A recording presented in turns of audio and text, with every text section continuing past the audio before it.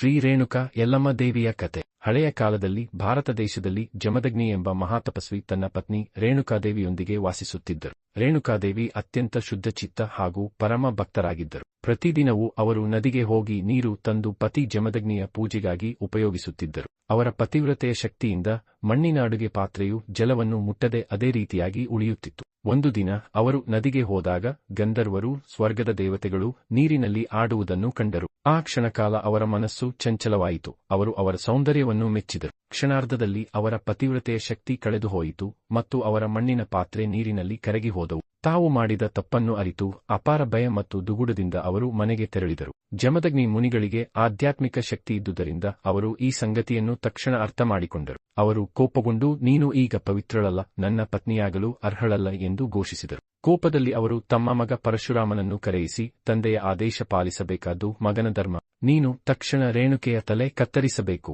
ಎಂದು ಹೇಳಿದರು. ಪರಶುರಾಮನಿಗೆ ತಾಯಿಯ ಮೇಲಿನ ಅಪಾರ ಪ್ರೀತಿ ಇದ್ದರೂ ತಂದೆಯ ಆದೇಶ ಪಾಲಿಸುವುದು ಧರ್ಮವೆಂದು ತಿಳಿದಿದ್ದರಿಂದ ಅವನು ದುಃಖದಿಂದ ತಾಯಿಯ ತಲೆ ಕತ್ತರಿಸಿದನು. ಇದರಿಂದ ತೃಪ್ತಿಗೊಂಡ ಜಮದಗ್ನಿ ಮಗನನ್ನು ನೋಡಿ, ನಾನು ನಿನಗೆ ಒಂದು ವರವನ್ನು ಕೊಡುತ್ತೇನೆ, ಏನನ್ನಾದರೂ ಬೇಡಿಕೊಳ್ಳು ಎಂದರು. ಪರಶುರಾಮನು ತಕ್ಷಣ ನನ್ನ ತಾಯಿಯನ್ನು ಹಿಂದಿನಂತೆ ಜೀವಂತಳಾಗಿಸಿ ಎಂದು ಕೇಳಿದನು. ತಂದೆ ತಾನು ನೀಡಿದ ವಚನದಿಂದ ಬದ್ಧನಾದ್ದರಿಂದ ರೇಣುಕೆಯನ್ನು ಪುನರ್ಜೀವನಗೊಳಿಸಿದರು. ಆದರೆ ಆ ಪುನರ್ಜನ್ಮದೊಂದಿಗೆ ರೇಣುಕಾದೇವಿ ಜಗದ ಜನನಿಯಾದ ಯಲ್ಲಮ್ಮನಾಗಿ ಪರಿವರ್ತನಗೊಂಡರು. ಜನರು ಅವರನ್ನು ಶಕ್ತಿ ಮತ್ತು ತ್ಯಾಗದ ದೇವಿಯಾಗಿ ಪೂಜಿಸಲು ಪ್ರಾರಂಭಿಸಿದರು. ಆ ದಿನದಿಂದ ಯಲ್ಲಮ್ಮ ದೇವಿಯನ್ನು ವಿಶೇಷವಾಗಿ ಕರ್ನಾಟಕ, ಮಹಾರಾಷ್ಟ್ರ, ತೆಲಂಗಾಣ ಮತ್ತು ಆಂಧ್ರಪ್ರದೇಶ ರಾಜ್ಯಗಳಲ್ಲಿ ಶ್ರದ್ಧೆಯಿಂದ ಆರಾಧಿಸಲಾಗುತ್ತಿದೆ. ವಿಶೇಷವಾಗಿ ಅವರ ಅನುಗ್ರಹವನ್ನು ಪಡೆಯಲು ಅನೇಕ ಮಹಿಳೆಯರು ದೇವಿಯ ಭಕ್ತಿ ಪೂಜೆಯನ್ನು ಮಾಡುತ್ತಾರೆ. ಈ ಕಥೆಯ ಮೂಲಕ ನಾವು ತಿಳಿಯಬಹುದು, ನಾವು ಜೀವನದಲ್ಲಿ ಎಷ್ಟು ದೊಡ್ಡ ತಪ್ಪು ಮಾಡಿದರೂ ಶರಣಾಗತಿ ಮತ್ತು ಭಕ್ತಿಯಿಂದ ಮುಕ್ತಿಯಾಗಬಹುದು. ಯಲ್ಲಮ್ಮ ದೇವಿ ನಮ್ಮೆಲ್ಲರಿಗೂ ಆಶೀರ್ವಾದ ನೀಡಿ ಸತ್ಯ ಮತ್ತು ಧರ್ಮದ ಮಾರ್ಗದಲ್ಲಿ ಮುನ್ನಡೆಯಲು ಶಕ್ತಿ ನೀಡಿ.